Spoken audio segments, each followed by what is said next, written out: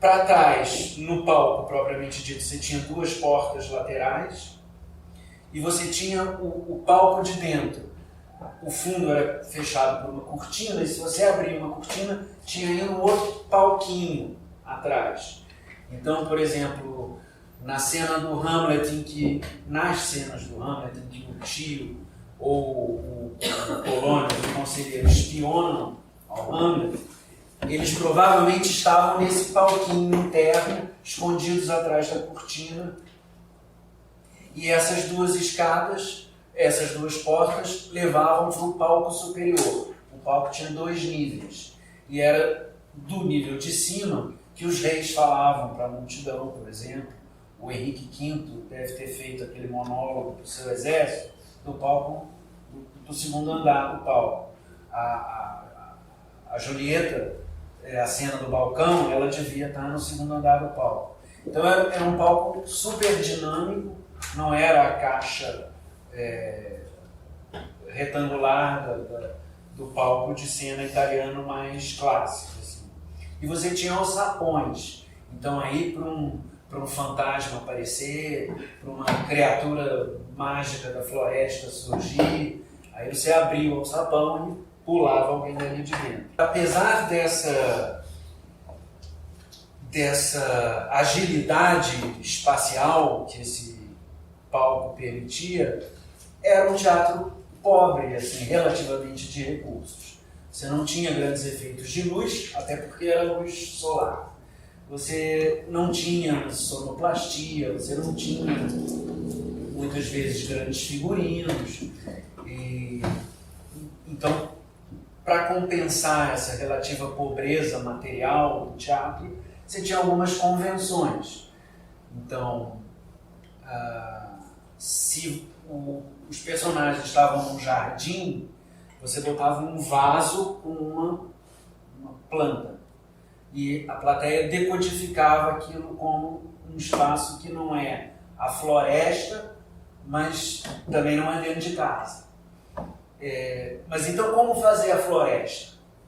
Ou quando a cena é à noite e você está com a luz solar, como é que você cria o ambiente? E aí é que entra a poesia propriamente dita. Então, o sol, todos iluminados pelo sol, e a cena é à noite, o personagem entra no palco e fala assim: vejo o brilho da lua no céu, e ouço o pio das corujas e o voo dos morcegos à minha volta. E sinto o coachar dos sapos no brejo escuro ao longe. E ele vai acrescentando imagens e elementos que vão compondo na cabeça da plateia um cenário que não está ali. É por isso que o Shakespeare precisava ser um bom poeta, porque o teatro não dava tudo. Ele tinha que carregar nessas imagens poéticas para terminar de compor a cena que ele estava querendo. Então, por exemplo, no Henrique V, a gente vai entrar no Rio, tá? Prometo, só para não adiantar. No Henrique V, a peça abre com o coro, que é uma espécie de mestre de cerimônias, e ele literalmente explica o que a plateia tem que fazer. Ele fala que uma musa de fogo aqui pudesse subir ao céu brilhante da invenção. Reinos por palcos, príncipes, atores, monarcas para observar a pompa cênica. Mas perdoem os mesquinhos espíritos que ousaram neste humilde tablado apresentar tema tão grande. Conterá tal cercado as planícies da França? Ou poderemos atulhar neste ó de madeira, né? O ó por causa da forma do teatro, neste ó de madeira, os elmos que assustaram os ares da batalha? Peço perdão, mas já que um zero pode atestar 1 milhão em pouco espaço, deixem que nós, as cifras desta conta, acionemos sua força imaginária. Então, se deixem levar pela força das nossas imagens e compensem a deficiência dos recursos. Com o pensamento, curem nossas falhas. Em 1000 partes dividam cada homem e criem poderio imaginário, pensem ver os corcéis de que falamos, imprimindo na terra suas pegadas, pois suas mentes vestem os nossos reis, carregando-os por terras e por tempos, juntando o que acontece em muitos anos em uma hora. Então, não tem realismo material, não tem muitas vezes realismo nem de continuidade. Por exemplo, no Hamlet tem uma cena em que o Hamlet acaba de fazer aquela peça dentro da peça que faz com que o rei se sinta incriminado, interrompa a exibição, o rei e a rainha somem. E uma bela hora chega algum mensageiro da rainha e diz que ela está esperando o Hamlet no quarto dela. E o Hamlet, a caminho do quarto da rainha, passa pelo rei que está se confessando, está ali culpado. Mas o deslocamento dele pelo castelo não bate com a sequência. Outra situação, ele quando vai pegar um navio que o levará à Inglaterra, o castelo o tempo todo se refere ao castelo como sendo do lado do mar. E ao ter que pegar o navio, ele tem que cruzar uma grande planície. Quer dizer, por quê? O porto fica longe do castelo, do rei, nada faz muito sentido, mas porque ao passar por essa planície, o Hamlet vê um exército atravessando em direção ao outro reino, faz uma consideração filosófica a respeito da inutilidade da guerra, e aí tudo bem, justifica a cena. Então o Shakespeare não tinha muita preocupação com um realismo, digamos assim, imediato e direto. E essa falta de realismo, então, é compensada pela poesia, pela liberdade poética, e ele pede à plateia que deixe a coisa rolar. Bom, então agora vamos entrar propriamente na história do Rei Lear. Eu não sei quem já viu, quem não leu, alguns spoilers serão inevitáveis, já vou logo avisando.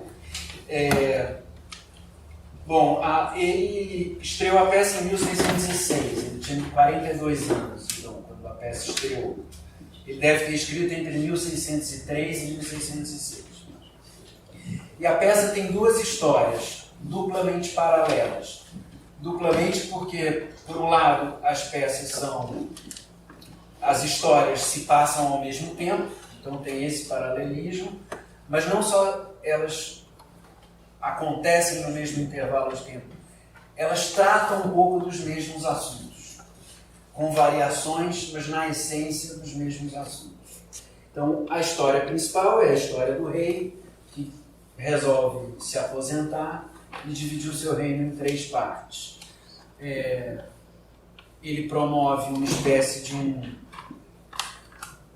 cerimonial em que as 3 filhas têm que se declarar a ele e fazer juras de fidelidade, de amor, de consideração.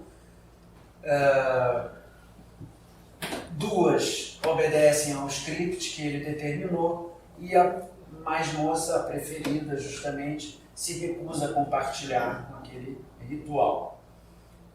Há quem, em geral, as pessoas acham que o Lear está senil, é um extremo vaidoso e a Cordélia faz muito bem de não compactuar com o esquema que ele tinha montado.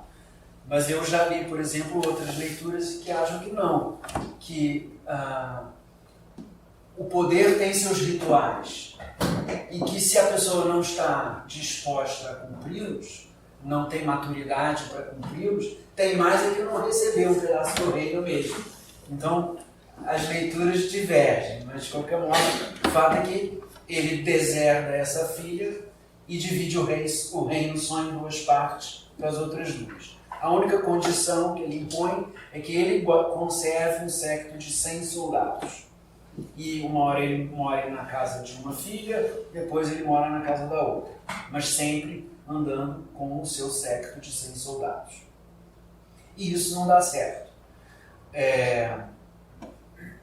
As filhas acabam se revoltando contra esse pequeno exército autônomo que elas têm que suportar dentro do território sobre o qual elas reinam, e primeiro um expulsa o pai de casa, depois a outra, e é quando ele finalmente vai para a floresta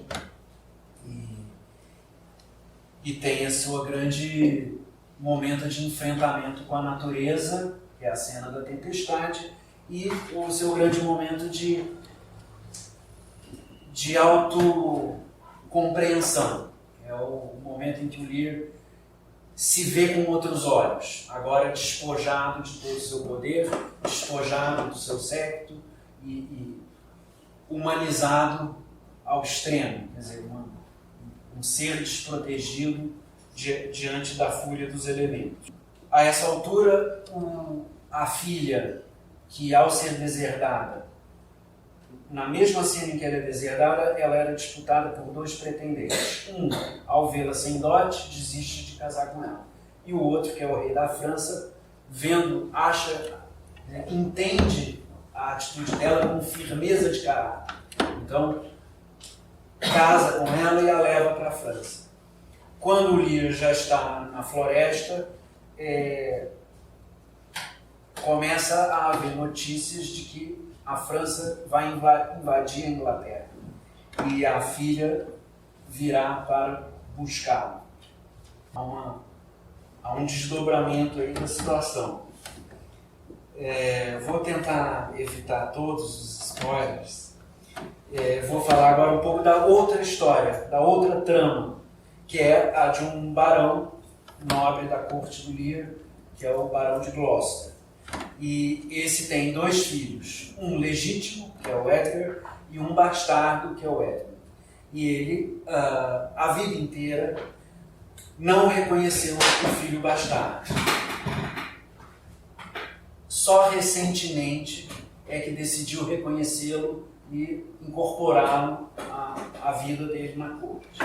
Só que já é tarde. O filho bastardo é um poço de ressentimentos e não perdoa o pai por anos de rejeição. Então, ele decide confrontar as convenções sociais, as regras sociais, jogar o pai contra o irmão, contra o filho legítimo e, com isso, ficar com a herança do pai para si. E o Edmund, então, faz uma trama, falsifica a letra do irmão numa carta, que supostamente mencionaria um plano para matar o pai, e aos poucos vai jogando o pai contra o filho e vai